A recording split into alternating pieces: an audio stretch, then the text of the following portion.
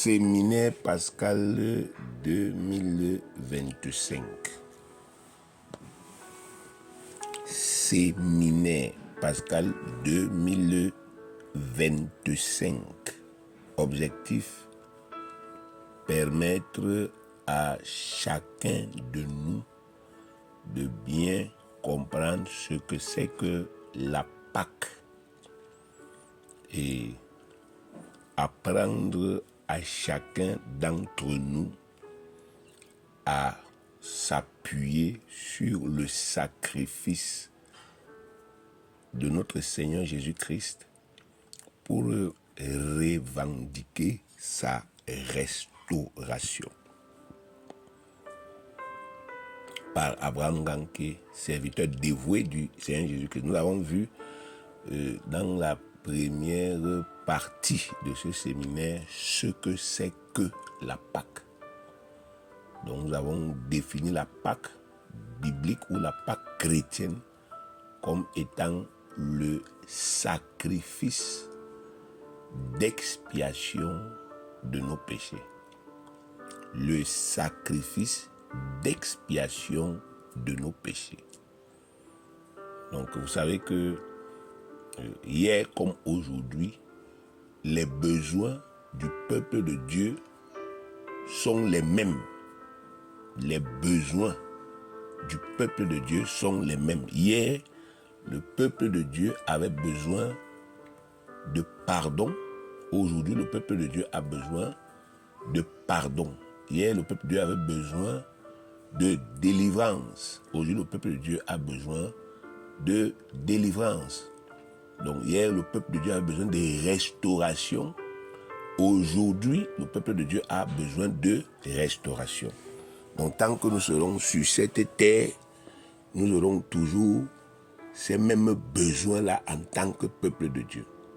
C'est pourquoi la première Pâque, n'est-ce pas, effectivement, qui a été immolée en Exode chapitre 12, est similaire à la Pâque que nous commémorons aujourd'hui.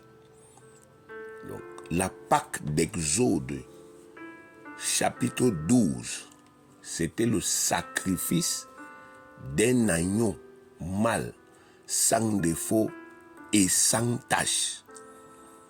Et ce sacrifice qui a eu lieu le 14e jour du premier mois de l'année dans le calendrier des Juifs, le mois de Nisan ou bien le mois des épis, le 14e jour du premier mois, entre les deux soirs, c'est-à-dire dans l'après-midi, cette Pâque-là avait abouti à la frappe puissante de tous les premiers-nés des Égyptiens qui retenaient le peuple captif et à la délivrance du peuple de Dieu. Donc l'agneau a été immolé le 14e jour du mois des épis, qui est le premier mois de l'année, entre les deux soirs, c'est-à-dire dans l'après-midi. Et immédiatement, dans la nuit qui commençait, les ennemis du peuple, les tortionnaires du peuple ont été frappés. Tous les premiers-nés sont morts, même les premiers-nés des animaux. Et dans la même nuit, bien-aimés, le décret a été prononcé par Pharaon pour les libérer, pour les affranchir. Le décret de leur libération a été prononcé en pleine nuit. Phénomène étrange. Nous savons que les décrets se prononcent toujours dans la journée et librement. Mais cette fois-là, Pharaon, qui était le chef de l'État, a prononcé un décret en catastrophe en pleine nuit, sous l'emprise de la peur, parce que Israël, à cause de cette frappe, était devenu un sujet de peur pour ces tortionnaires d'hier qui étaient les Égyptiens. Ils ont commencé à avoir peur que si on continue de garder ce peuple ici, finalement on va tous périr. Et c'est ainsi que Pharaon a dit: sortez, prenez vos biens et partez servir votre Dieu comme vous l'avez dit. sortez. Il faut aller lire Exode 12, parce que ce sont les paroles du décret. Sortez, vous tous, prenez tous vos biens, vos brebis, vos bœufs, et allez servir votre Dieu, comme vous l'avez demandé. Et cette même nuit, il y a eu un autre phénomène, c'est que le peuple de Dieu, en sortant, n'est pas sorti les mains vides, il est sorti les mains chargées, surchargées, des choses précieuses, parce que Dieu avait dit, dépouillez-les. Vous avez travaillé pendant 400 ans, ils ne vous ont pas payé.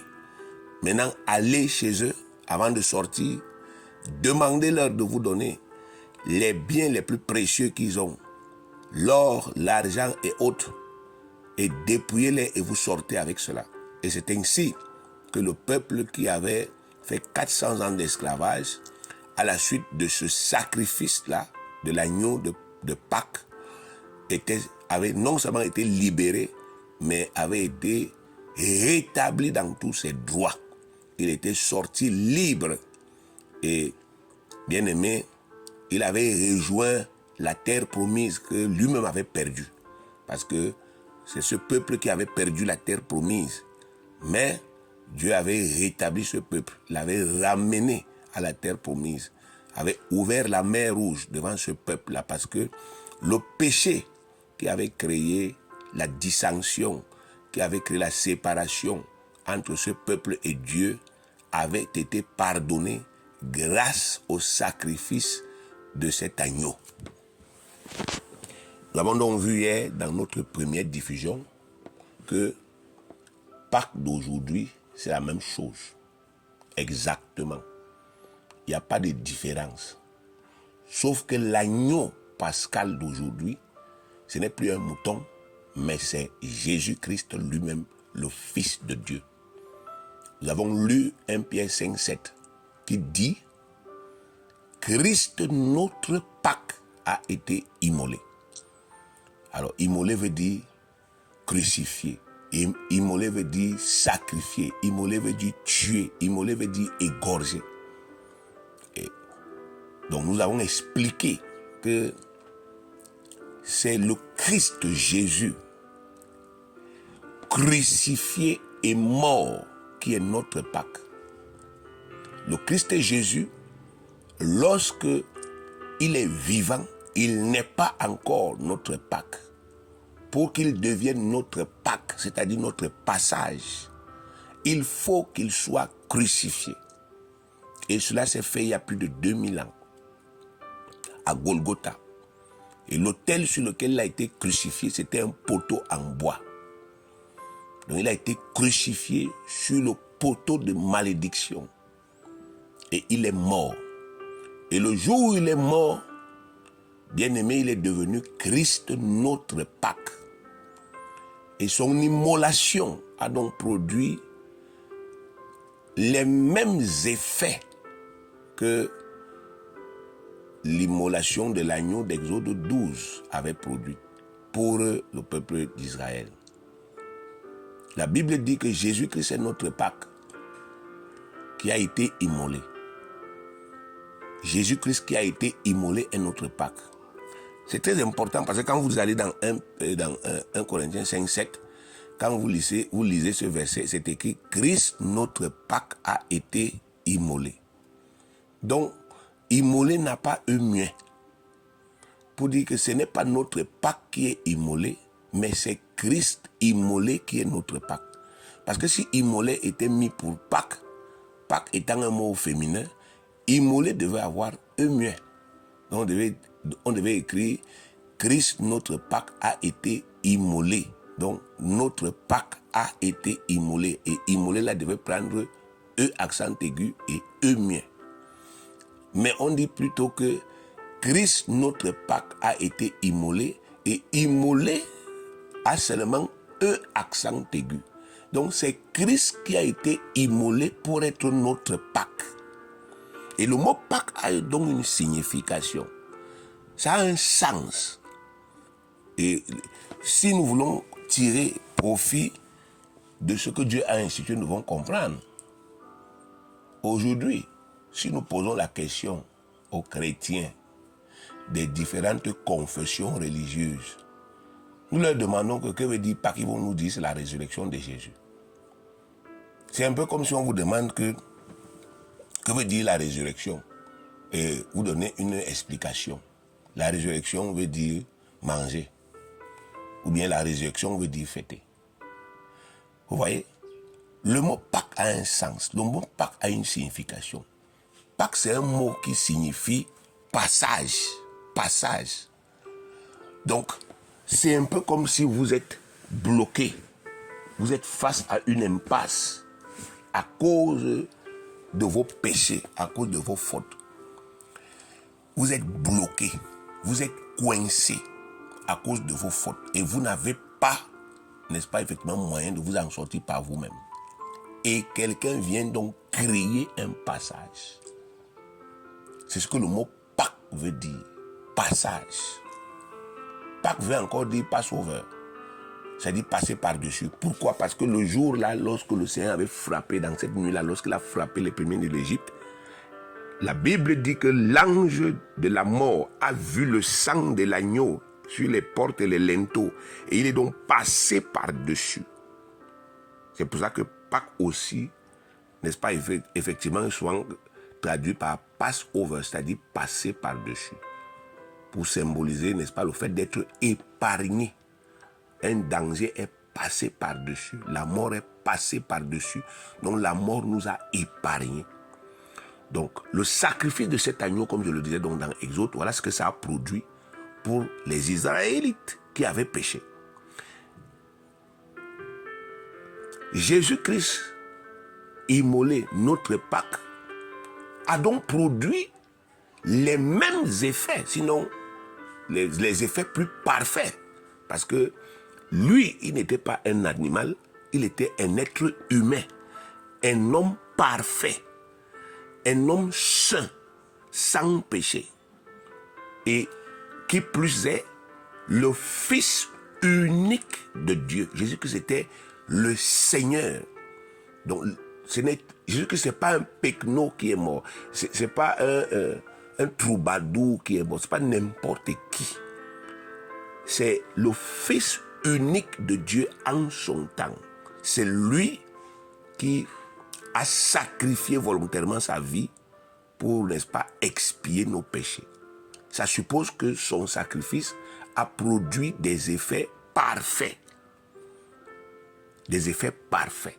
Exactement comme ça s'est passé en Exode. Le premier effet a été que Pharaon a été frappé.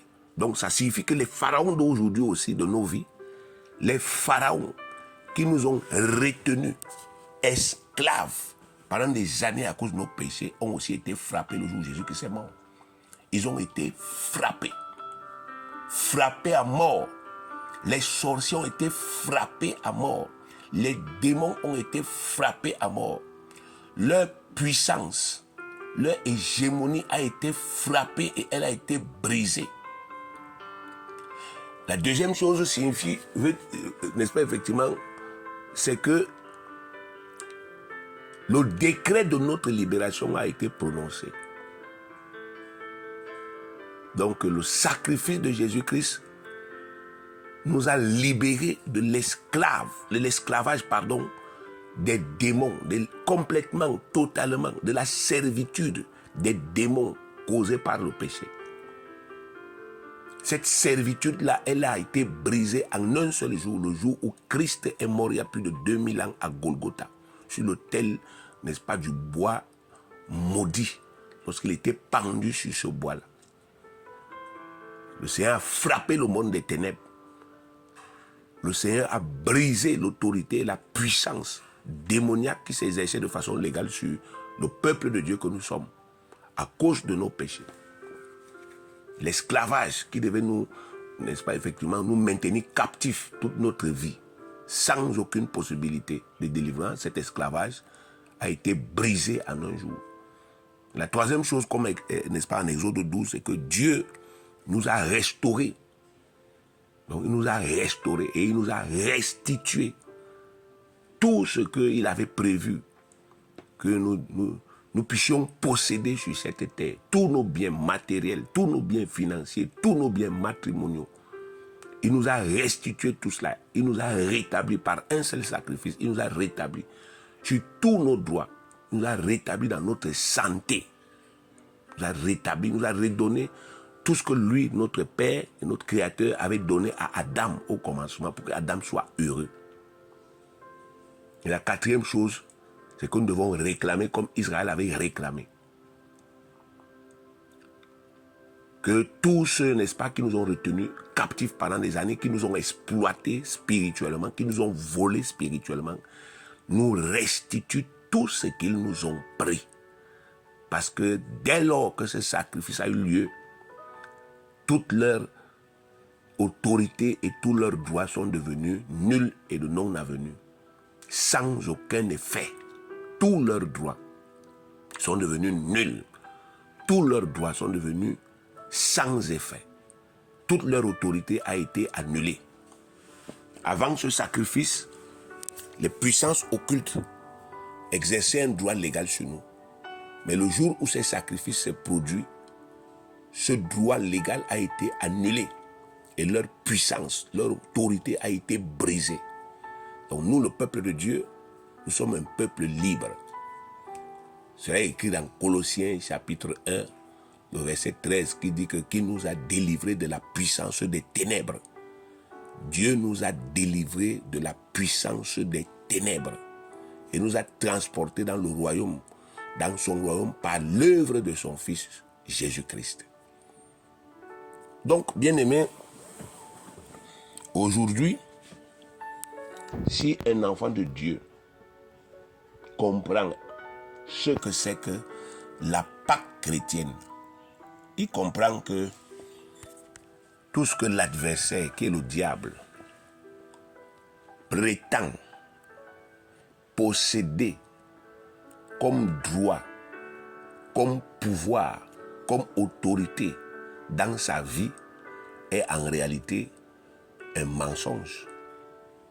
Si ce sacrifice a été fait dans l'optique de briser, de détruire le pouvoir de l'adversaire, et quand Jésus-Christ meurt, il dit tout est accompli. Si tout a été accompli comme le Seigneur Jésus-Christ l'a dit, alors ça suppose que toutes les revendications de Satan aujourd'hui, toutes les réclamations de Satan sont du vol et du mensonge. L'autorité de Satan n'a jamais, n'est-ce pas, effectivement, été une autorité donnée par Dieu. En créant son peuple, Dieu n'a jamais donné une quelconque autorité à Satan sur son peuple. C'était une autorité déléguée. Lorsque notre père Adam a péché, à travers son péché, puisqu'il est notre père, il s'est vendu lui-même à Satan et il nous a tous vendus. C'est ça, les origines de la délégation de pouvoir de Satan. Il n'existe aucun endroit où notre Père, après avoir chassé Satan du ciel, dit à ce Satan, je ferai de toi le Dieu de la terre. Il existe par contre dans la Bible des endroits où Dieu, notre Père, déclare ouvertement que c'est Adam le Dieu de la terre. Dieu a conféré à son fils Adam l'autorité sur la terre, le pouvoir sur la terre. Il a conféré à son fils qu'il a aimé, qu'il a créé au commencement, Adam. Il lui a conféré l'autorité sur tous ses biens terrestres. Les biens qui étaient dans l'eau, les biens qui étaient dans les mers, les biens qui étaient dans les océans, les biens qui étaient sur la terre, les biens qui sont, n'est-ce pas, dans les astres, les biens qui sont dans les forêts, etc. Il a tout donné à l'homme. Il a établi l'homme comme étant le Dieu de cette terre. Mais à la suite de la transgression volontaire du commandement de Dieu, cet homme-là a transféré, il a transféré légalement son pouvoir, son autorité, ses biens et ses droits à son pire ennemi qui est le diable. Et c'est ce pouvoir que le diable a exercé depuis Genèse chapitre 3 hein, jusqu'à... Il a exercé ce pouvoir légalement. C'est pour cela que lorsque notre Seigneur Jésus-Christ a été tenté par lui, il a dit à notre Seigneur que ce pouvoir m'a été donné et je le donne à qui je veux. Mais il n'a pas mentionné le nom de celui qui lui a donné. Ce n'était pas Dieu, c'était Adam à travers le péché. Donc ceci nous montre que nos péchés sont comme des transferts. Satan est un guerrier, il mène une guerre contre les intérêts du peuple de Dieu. Et il connaît la signification spirituelle du péché. Il sait que c'est un transfert d'autorité, un transfert de pouvoir, un transfert de bien. Voilà comment lui, Satan, y réfléchit.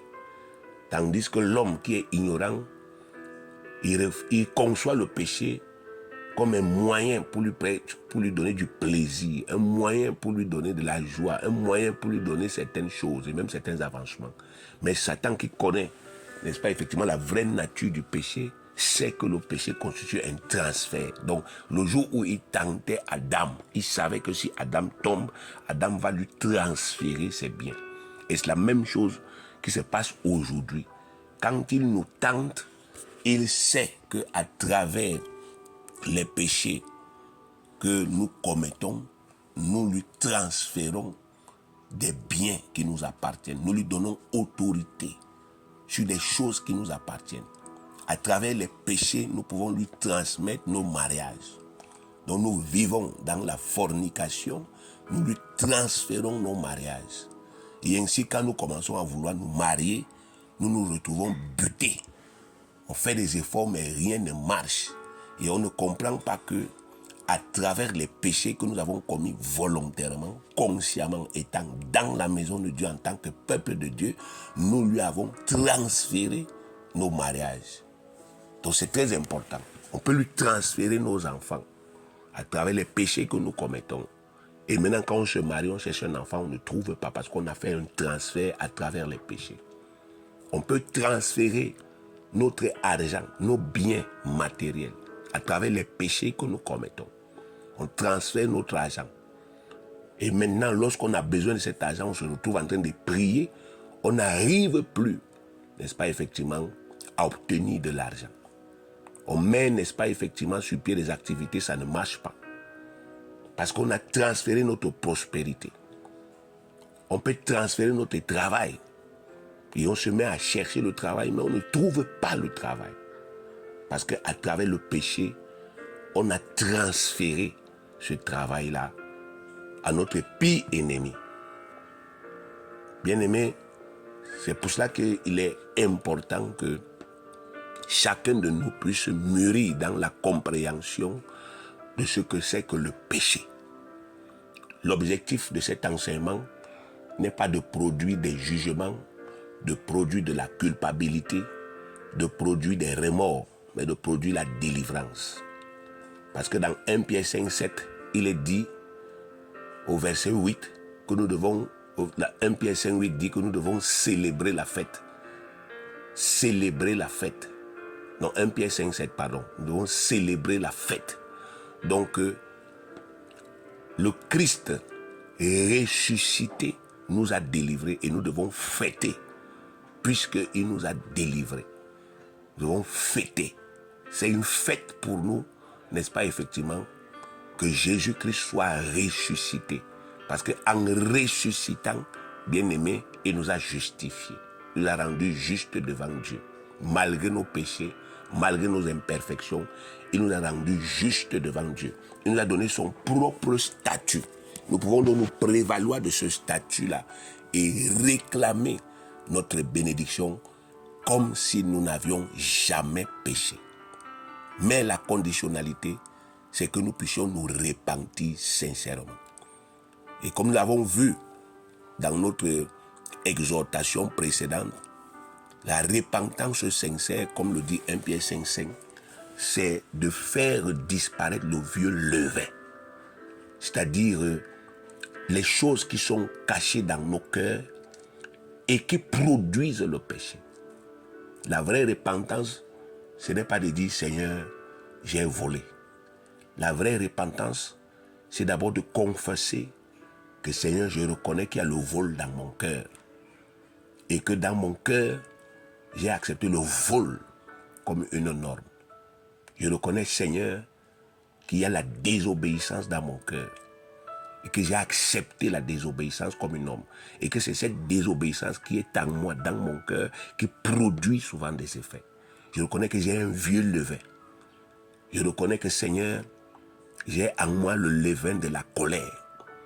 Je reconnais que j'ai ça dans mon cœur. Je reconnais que j'ai la jalousie dans mon cœur. J'ai de la méchanceté. Je reconnais que j'ai de l'hypocrisie. Et que c'est cette hypocrisie-là qui produit les effets.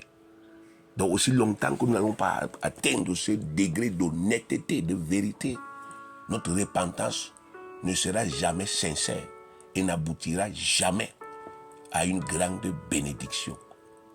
Mais dès lors que nous prenons la décision de faire sortir de nous cette malhonnêteté intérieure qui fait que nous pouvons sourire, mais à l'intérieur nous sommes pourris, dès lors que nous prenons cette décision, nous revenons purs dans nos cœurs. Et il n'y a plus aucun obstacle à notre bénédiction. Et que nous décidons de nous purifier. Purifier nos cœurs. Vider nos cœurs du vieux levain qui nous enfle, qui nous rend orgueilleux, qui nous rend menteurs, qui nous rend rebelles. Lorsque nous prenons la décision de nous purifier de ce vieux levain, alors rien ne fait plus obstacle à notre bénédiction. Donc, la Pâque est une occasion idoine, parce que c'est la commémoration du sacrifice absolu, le sacrifice d'expiation absolue. Le Fils de Dieu, le Fils unique de Dieu en son temps, a volontairement accepté de porter le poids des péchés de toute l'humanité afin que soit brisée sur nous l'autorité satanique, diabolique, qui se traduisait par la malédiction, la maltraitance, la souffrance, la pauvreté. Il nous a libérés, il nous a affranchis. Par conséquent, nous pouvons profiter de cette commémoration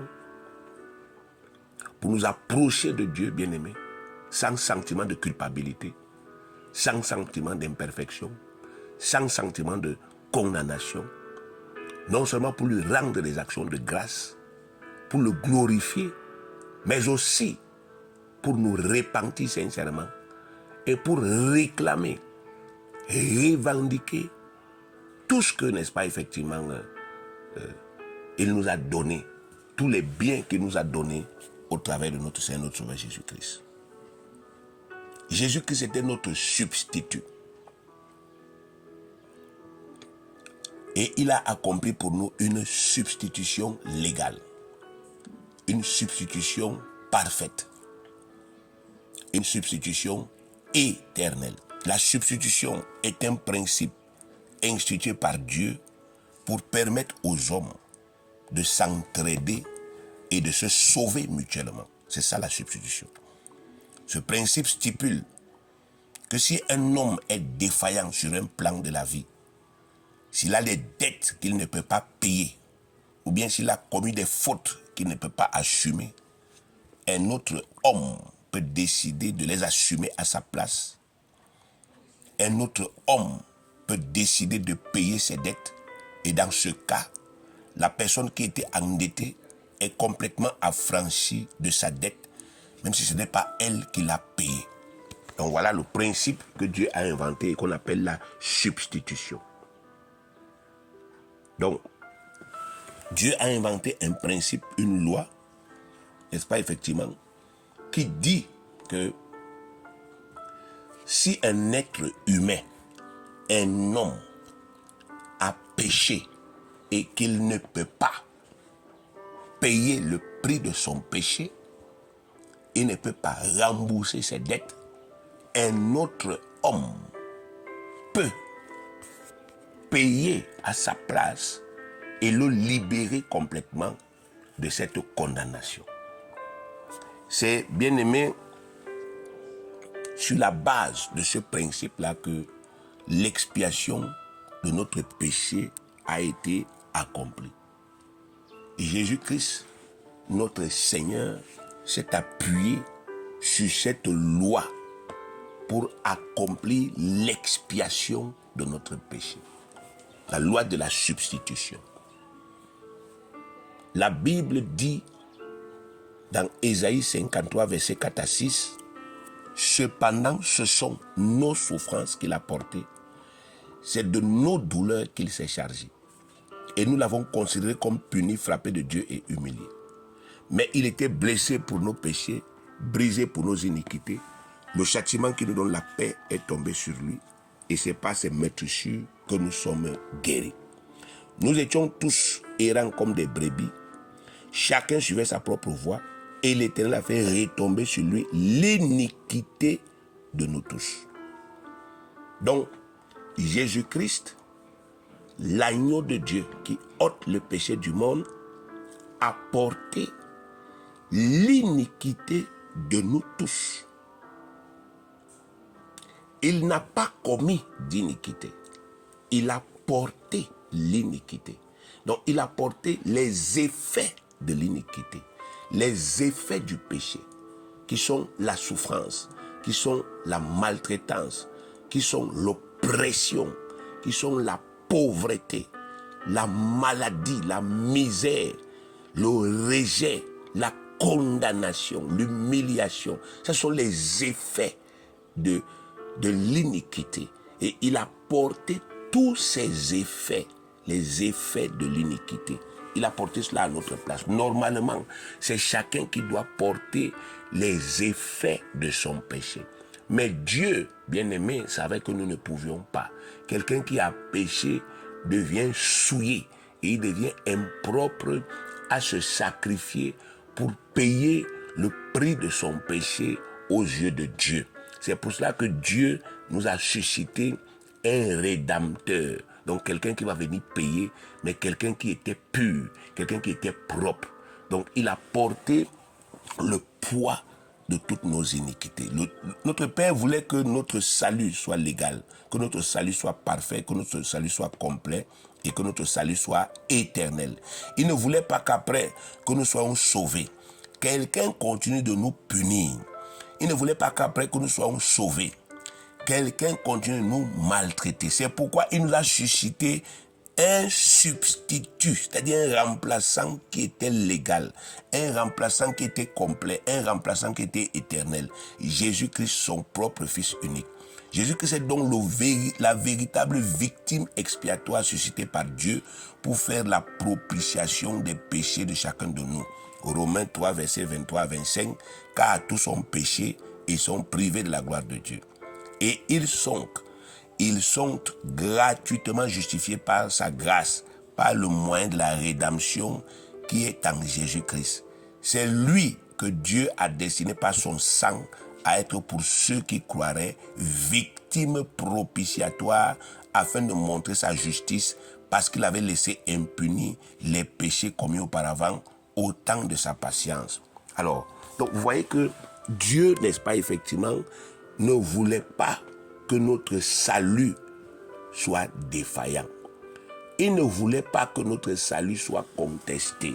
Il ne voulait pas que l'adversaire qui est le diable puisse de quelque manière que ce soit contester notre salut, notre rédemption, notre délivrance et notre restauration. C'est pour cela qu'il nous a sauvés de façon parfaite. L'homme qui avait péché était parfait avant de pécher. Il s'appelait Adam. Celui qui nous a sauvés, qui s'est sacrifié, était aussi parfait et il s'appelle Jésus-Christ. Donc, il y a un homme parfait qui a péché et il y a un homme parfait qui a aussi payé. L'homme qui a péché au commencement, avant de pécher, il était fils de Dieu et celui qui est venu nous sauver était aussi fils de Dieu. L'homme qui a péché, Adam, il était corps, âme, Saint-Esprit. Celui qui nous a sauvés, il est aussi corps, âme, Saint-Esprit. Donc, Jésus-Christ pouvait se substituer à Adam et la substitution, le remplacement de Jésus-Christ ne peut être contesté. Satan ne peut pas contester cette substitution parce qu'elle est légale, parce qu'elle est parfaite et parce qu'elle est éternelle. Elle est légale, elle a respecté la loi. Dieu n'a pas violé la loi pour nous sauver. Il n'a pas abusé de sa force, de son autorité. Il a respecté les lois que lui-même il avait établies. Et je voudrais vous dire que Satan ne peut pas contester la substitution parce que lui-même il utilise la loi de la substitution. Les marabouts font des sacrifices. Ça veut dire que quelqu'un vient voir un marabout. Il lui dit, je suis malade. Et le marabout s'en va lui dire de prendre un animal qui sera égorgé à sa place pour que la maladie disparaisse. Donc les marabouts utilisent la loi de la substitution. Ils ne peuvent donc pas contester dans le royaume des ténèbres, n'est-ce pas, effectivement, la substitution de Jésus-Christ de Nazareth, puisque eux-mêmes, ils ont utilisé cette loi, reconnaissant ainsi que c'est une loi qui est juste. Donc aujourd'hui, Satan ne peut pas contester notre rédemption, parce que celui qui nous a sauvés, bien-aimés, a respecté les exigences de la loi pour nous sauver. Il nous a sauvés parfaitement. Celui qui a péché avait péché parfaitement. Et celui qui nous a sauvés parfaitement. Donc aujourd'hui, bien-aimés, le royaume des ténèbres, les démons, les sorciers, les magiciens, sous quelque prétexte que ce soit, ne peuvent plus contester. Et regardez Romains chapitre 5, le verset 18, il est écrit, Romains 5, verset 18. Ainsi donc, c'est une conclusion, comme par une seule offense, la condamnation a atteint tous les hommes, de même par un seul acte de justice, la justification qui donne la vie s'étend à tous les hommes. Vous entendez ça? Verset 19. Car, comme par la désobéissance d'un seul homme, beaucoup ont été rendus pécheurs, de même par l'obéissance d'un seul, beaucoup seront rendus justes. Donc vous voyez, bien aimé, personne ne peut contester, n'est-ce pas, cette rédemption. Elle est légale. Le sacrifice de notre Seigneur Jésus-Christ a produit pour nous une rédemption légale. Parce que Jésus-Christ était notre substitut légal. Si Dieu a accepté que à cause du péché d'Adam, nous soyons tous traités comme des pécheurs, il n'a pas contesté ce droit à Satan, parce que ce n'est pas moi Adam, mais Satan m'a traité comme si c'était moi Adam. Depuis ma conception, il m'a traité comme si j'étais Adam. Et Dieu n'a pas contesté ce droit à Satan. De la même manière, aujourd'hui, à cause du sacrifice de Jésus-Christ, Dieu a le droit de me traiter comme Jésus-Christ. Il a le droit de me considérer comme Jésus-Christ, qui est mon substitut, et de me traiter comme il traite son fils. Et Satan ne peut pas contester cela. Vous voyez, bien aimé, que aujourd'hui, le véritable problème, c'est le renouvellement de notre intelligence. L'adversaire a réussi à nous inspirer des sentiments qui sont rétrogrades. Il a réussi à nous inspirer des incrédulités dans nos cœurs. Parce que nous avons fait longtemps, nous voyons simplement une chose mauvaise, une chose mauvaise, une chose mauvaise. Nous avons fini par croire que malgré notre rédemption, nous sommes toujours les esclaves du diable. Nous avons fini par croire, et c'est la loi de la croyance, que Satan a encore des droits dans notre vie, que les sorciers ont encore autorité.